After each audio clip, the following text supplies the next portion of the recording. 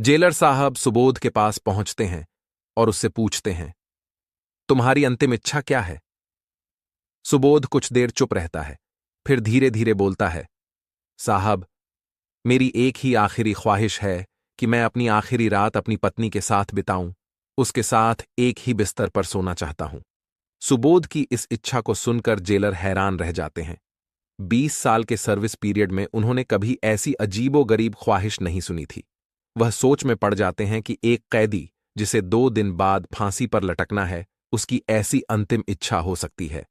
पर अंतिम इच्छा तो अंतिम इच्छा होती है और इसे पूरा करने का जिम्मा जेलर का ही है।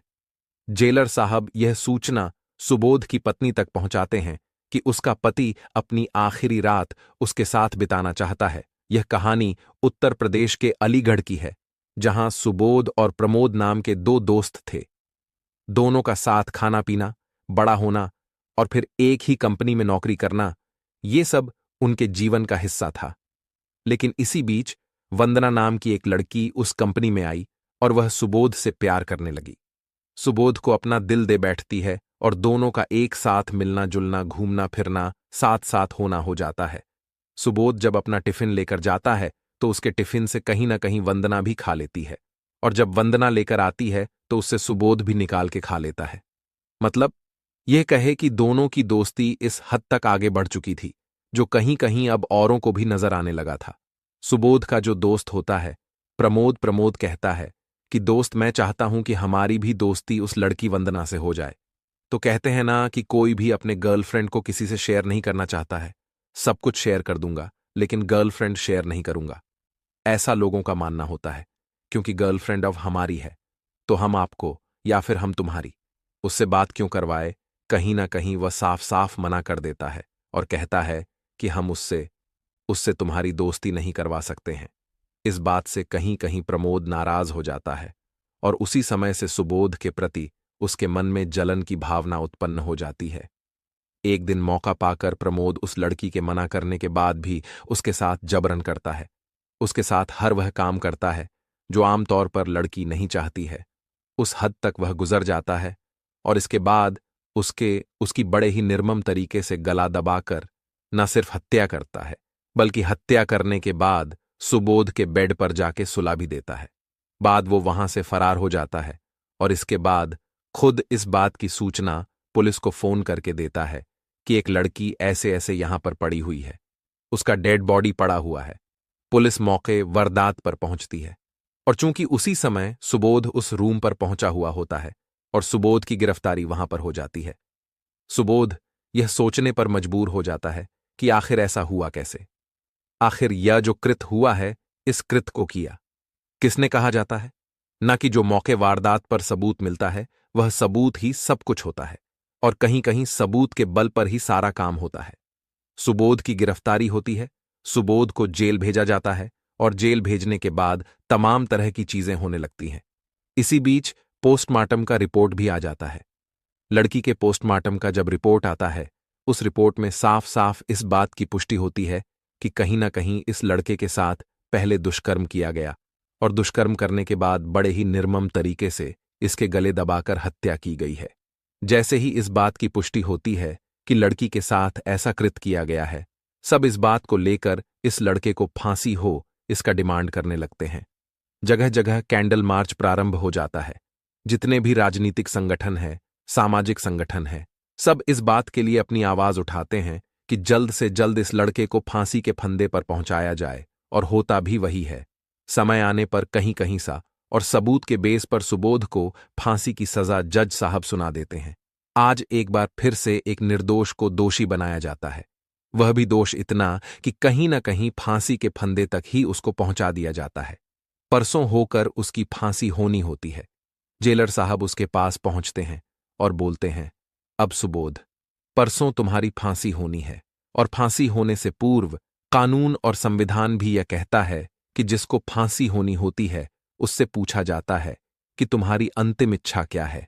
तो उसी संविधान और कानून और न्यायालय का अनुपालन करने के लिए मैं तुम्हारे पास आया हूं और मैं पूछ रहा हूं कि तुम आखिर क्या चाहते हो, तुम्हारी अंतिम इच्छा क्या है।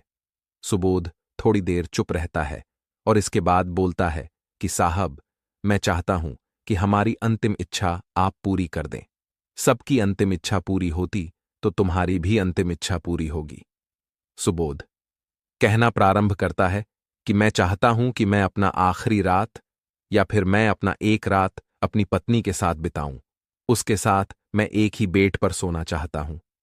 क्योंकि बात अंतिम इच्छा की थी और इस बात को सुनकर कहीं कहीं आश्चर्य में पड़ जाते हैं, कहीं न कहीं सोच में पड़ जाते हैं जेलर साहब। और वह सोचते हैं कि मैं अपने 20 साल के सर्विस पीरियड में ऐसा पहली बार देख रहा हूं जो कैदी 2 दिन बाद उसको फांसी के फंदे पर झूलना है और कहीं कहीं वो दुनिया से सदा के लिए अलविदा होकर चला जाएगा। और उसके मन में यह ख्याल आता है कि वह पत्नी के साथ एक रात बिताना चाहता है, वह पत्नी के साथ एक रात सोना चाहता है।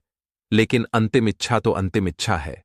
अंतिम इच्छा पूरी करने के लिए जलर साहब तैयार हो जाते हैं और वह उसके पत्नी को यह खबर भेजवा है कि तुम्हारा पति चाहता है कि तुम उसकी अंतिम इच्छा पूरी कर दो। एक रात तुम उसके साथ बिता दो, एक रात उसके साथ तुम एक बेड पर सो जाओ। उसकी पत्नी वहां से घर से निकलती है और वो भी सोचती है कि चलो कोई बात नहीं, आखिर है तो मेरा पति, चाहे वह दोषी हो या निर्दोष, कानून तो उसको दोषी मान चुकी है और कहीं ना कहीं वह जरूर इवॉल्व होगा इस चीज में, तभी कानून भी उसको दोषी मान चुकी है। तो चलते हैं। और अगर पति की इच्छा है कि मैं एक रात उसके साथ बिताऊं तो मैं जाती हूं। कहीं कहीं इस बात को सोच के पत्नी उससे मिलने के लिए जेल के दरवाजे पर पहुंचती है। इधर उसके आने से पहले ही जेलर साहब सारी व्यवस्था करके रखते हैं। उसको जनरल वार्ड से एक रूम में जेल के अंदर ही शिफ्ट किया जाता है और रूम में शिफ्ट करने से पहले उस रूम में एक रिकॉर्डर लगाया जाता है ताकि उस पति और पत्नी के बीच क्या चीजें चल रही हैं, क्या चीज एक दूसरे से ये दोनों लोग आपस में बातचीत कर रहे हैं, इसकी जानकारी हमें मिलती रहे। और वॉइस रिकॉर्डर का जो कंट्रोलिंग पावर होता है वह कहीं कहीं जेलर साहब अपने ऑफिस में कनेक्ट कर लेते हैं, जहां से उन दोनों के बीच जो भी कन्वर्सेशन हो रहा है, जो भी बातचीत हो रही है, उसको साफ साफ सुन पाए। और इसके साथ ही उस रूम के बाहर भी 2 बॉडीगार्ड भी तैनात कर दिया जाता है। पत्नी जैसे ही पति के पास जाती है, जाने से पूर्व जैसे ही अपने पति को देखती है, कहीं ना कहीं रोना प्रारंभ कर देती है, जिसे देख के पति भी रोना प्रारंभ कर देता है और दोनों काफी देर तक रोते हैं। रोने का जब सिलसिला खत्म हो जाता है तो पत्नी अचानक से पूछती है कि तुमने आखिर ऐसा क्यों किया सुबोध? आखिर हमारे प्यार में क्या कमी रह गई थी जो तुमने यह कृत किया? और अगर कृत किया भी, तुमने किसी से प्रेम अगर किया भी, तो उस प्रेमिका को तुमने मार क्यों दिया? बड़े ही सरसरी निगाहों से यह पूछना चाहती है कि आखिर क्या कमी रह गई थी, आखिर क्या बातें हो गई थीं कि जिस लड़की से तुम प्यार करते थे उसी की तुमने हत्या कर दी। उसका पति सुबोध अवाक रह जाता है, थोड़ी देर चुप रहता है और इसके बाद बोलना प्रारंभ करता है, क्योंकि जिस बात के लिए तुम मुझे बोल रही हो, या फिर कानून जिस बात के लिए, जिस कृत के लिए मुझे फांसी की सजा सुनाई है, वास्तव में मैं दोषी हूं ही नहीं, मैंने वैसा कुछ किया ही नहीं। यह भारत का कानून है, साक्ष्य और सबूत के बल पर कहीं कहीं किसी को सजा सुनाती है। इस बात से कहीं ना कहीं जितना भी एविडेंस है, जितना भी सबूत है, जितना भी साक्ष्य है, वह हमारे अगेंस्ट मिला है। इस वजह से हमें फांसी की सजा सुनाई गई है। तो आखिर क्या बात था? आखिर क्या बात है?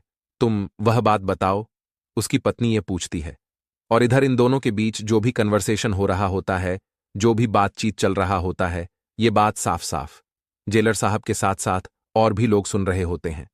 सुबोध बोलना प्रारंभ करता है। हमारी कंपनी में जहां कि हम और प्रमोद दोनों एक साथ काम करते थे, वहीं पर एक लड़की होती है जिसका नाम वंदना होता है और वंदना से हमारी दोस्ती हो जाती है। इतना कि वह हमारा टिफिन खा लेती है और हम उसका टिफिन खा लेते हैं। और कहीं ना कहीं यही एक दोस्ती थी हम लोगों के बीच, और बाकी दूसरा कुछ भी नहीं था। एक कहिए तो अटैचमेंट था जो कि सुबोध अपनी पत्नी को खाता है। पत्नी पूछती है, फिर इसके बाद क्या हुआ? तो कहानी बताना प्रारंभ करता है। इसके बाद वंदना हमसे बोलती है कि हम एक दिन तुम्हारे रूम पर जाना चाहते हैं, नाश्ता करना चाहते हैं, खाना खाना चाहते हैं, और हम भी उसको इस बात के लिए मना नहीं कर पाते हैं और उसको बुला लेते हैं। कहीं कहीं प्रमोद भी पहले से उस रूम पर पहुंचा हुआ होता है और हम बाजार सब्जी लेने के लिए गए हुए होते हैं। इस बीच प्रमोद उसके साथ क्या किया नहीं किया, इस मुझे कोई जानकारी नहीं है। लेकिन जब मैं सब्जी लेकर आता हूं, तब तक वंदना का मृत शरीर हमारे बेड पर पड़ा हुआ रहता है और वहां से प्रमोद फरार रहता है। मैं कुछ सोच पाता, मैं कुछ समझ पाता, कुछ देर के बाद पुलिस आती है और पुलिस हमें गिरफ्तार कर लेती है, बिना कुछ कहे, बिना कुछ सुने, क्योंकि मौके वारदात पर वंदना का डेड बॉडी मिला था। इस बात को लेकर कहीं कहीं न्यायालय, साक्ष्य, कानून, ये सब हमारे अगेंस्ट होता है और पुलिस हमें वहां से गिरफ्तार कर लेती है। ऐसा कहकर वह फप फप के रोने लगता है। उसकी पत्नी भी रोने लगती है। दोनों काफी देर तक रोते हैं और यहां तक कि जो गेट के बाहर जो बॉडीगार्ड खड़े होते हैं, उनकी इस बात को सुनकर वह लोग भी रोने लगते हैं। जेलर साहब जो अपने ऑफिस से ये सारा कुछ सुन रहे होते हैं, वॉइस रिकॉर्डिंग के माध्यम से उनके कानों तक जो आवाज जा रही होती है, बातों को सुनने के बाद कहीं ना कहीं जेलर साहब के भी आंख में आंसू आ जाता है। पूरा जेल का जो माहौल होता है वो कहीं ना कहीं गम में बदल जाता है। सुबोध आगे अपनी कहानी को बताना प्रारंभ करता है। भारत का कानून अंधा होता है और कहीं ना कहीं यह अंधा कानून ही है। काफी इन्वेस्टिगेशन, इसमें बहुत ज्यादा कुछ नहीं हुआ और साक्ष्य और सबूत जो मौके वारदात पर मिली, उस बेस पर हमें फांसी की सजा सुना दी गई, तो कोई बात नहीं। अगर हम चाहेंगे तो हमारा और तुम्हारा मिलन फिर होगा। तुम जाओ, तुम्हारे 2 बेटे हैं, बच्चों को अच्छे से देखना और कहीं ना कहीं इस बात का जिक्र अपने बच्चे से मत करना कि हमारे साथ क्या हुआ था, नहीं तो आने वाले समय में कहीं ना कहीं कानून, शासन और प्रशासन पर से उन 2 मासूम बच्चों का भी भरोसा खत्म हो जाएगा। और यह बोल के सुबोध फिर से रोने लगता है। उसकी पत्नी जैसे ही थोड़ा सा आगे बढ़ती है, पूरा जेल का माहौल गमगीन हो गया था। सब लोग रो रहे होते हैं। बॉडीगार्ड के साथ साथ जेलर, जेल के जितने भी स्टाफ हैं, कर्मी हैं, सब लोग रो रहे होते हैं। इस घटना को देख के जाते समय पत्नी पति को देखता है और पति अपने पत्नी को, मतलब सुबोध अपनी पत्नी को देखता है। आज मेरा और आपका ये आखिरी मिलन है। मैं चाहती हूं कि 1 से 2 मिनट में और आपके पास रह जाऊं। जलर इस बात की अनुमति देते हैं।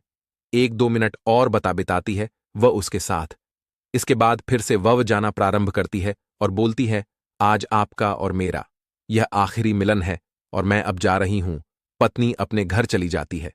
लेकिन इस बीच जितने भी लोग होते हैं, इस बात की चर्चा कहीं ना कहीं कान कान प्रारंभ हो जाती है कि आखिर एक निर्दोष को फिर से आज फांसी के फंदे पर भारत की कानून, भारत का संविधान पहुंचाने जा रहा है। इस बात की चर्चा पूरे जेल में फैल जाती है। इस बीच जेलर जब उस पूरे वॉइस रिकॉर्ड को दोबारा सुनता है, तो उसके मन में अचानक यह ख्याल आता है कि आज फिर एक निर्दोष को फंसाया जा रहा है। कहीं कहीं कानून और संविधान कहीं कहीं फिर आज एक निर्दोष को फंसा देगी। परसों होकर सुबोध को फांसी हो जाएगा, तो मुझे कुछ करना चाहिए। अगर हम अपने पूरे सर्विस पीरियड के दौरान अगर ऐसा नहीं कर पाए, तो फिर मेरे रहने और नहीं रहने का कोई फायदा ही नहीं है। जब हमारे आंख के सामने एक निर्दोष को फांसी के पंधे पर पहुंचाया जाएगा। अचानक से पूरे महकमे में इस बात की चर्चा हो जाती है। अपने आला अधिकारियों को बात की सूचना देते हैं और एक हाई लेवल का मीटिंग बुलाते हैं। जेलर साहब, उस मीटिंग में प्रशासनिक अधिकारी के साथ साथ राजनीतिक दल, सामाजिक दल, इसके साथ साथ कई सारे भूतपूर्व जज भी वहां पर पहुंचे हुए होते हैं। इस बात की चर्चा वहां पर प्रारंभ हो जाती है और जो जेलर होते हैं वो उस वॉइस रिकॉर्डर को कहीं कहीं वहां पर चलाते हैं। उस रिकॉर्डिंग को सुनने के बाद सब लोग आश्चर्य में पड़ जाते हैं कि आखिर भारत का कानून यह क्या करने जा रही थी। और इस बात का निर्णय होता है कि आखिर सही में दोष तो उसका दोस्त प्रमोद है, तो फिर सुबोध को फांसी क्यों, इस बात की चर्चा वहां पर होने लगती और सब लोग इस बात का डिसाइड करते हैं कि कहीं कहीं अब सुबोध को रोका जाएगा और प्रमोद को फांसी के फंदे पर पहुंचाया जाएगा। अगले दिन इस बात की सूचना सुबोध के घर जाती है कि तुम्हारे पति को बाज़त रिहा किया गया है। इस बात को सुनकर कहीं ना कहीं पत्नी बहुत ज्यादा खुश हो जाती है और खुश होने के बाद भारत के संविधान पर और भारत के पर फिर से दोबारा से वह भरोसा कर बैठती है, क्योंकि सच्चाई कुछ और था और सच्चाई यह था कि प्रमोद ने वंदना का कत्ल किया था, न कि सुबोध ने। अब क्योंकि परसों फांसी होनी होती है, सुबोध को इधर जैसे ही कोर्ट का आदेश होता है कि प्रमोद को जल्द से जल्द पकड़ा जाए। पुलिस अपना काम प्रारंभ करती है और जाकर प्रमोद को पकड़ लेती है। प्रमोद को न्यायालय में प्रस्तुत किया जाता है और न्यायालय प्रमोद को फांसी की सजा सुना दी जाती है। कहीं ना कहीं कानून और संविधान पर भरोसा नहीं करने वाले लोगों का विश्वास और भरोसा फिर से भारत के न्यायिक प्रक्रिया, संविधान और कानून पे हो जाता है। अगले ही पल प्रमोद को फांसी के फंदे पर पहुंचाया जाता है और प्रमोद को फांसी हो जाती है और बाइज्जत सुबोध को रिहा किया जाता है। यही कहा गया है कि कर भला तो हो भला, अगर आप भला करेंगे तो आपके साथ भला ही होगा, अगर आप बुरा करेंगे तो आपके साथ बुरा ही होगा। बाकी इस पूरी कहानी को लेके आप लोगों की क्या राय है? इस पूरी कहानी को जानने के बाद आप क्या सोचते हैं? क्या भारत की न्यायिक प्रक्रिया और कानून के तहत एक निर्दोष व्यक्ति को फांसी तक पहुंचाया जा सकता है? अगर ऐसा होता है तो क्या यह आम आदमी के लिए सही है? इस मुद्दे पर आपकी राय क्या है? क्या आपको लगता है कि ऐसी स्थिति में कानून को कुछ बदलना चाहिए या न्यायिक प्रक्रिया में कोई सुधार होना चाहिए? इस संवेदनशील मामले पर आपके विचार महत्वपूर्ण हैं। कमेंट सेक्शन में अपनी राय जरूर साझा करें। धन्यवाद। Story by rough.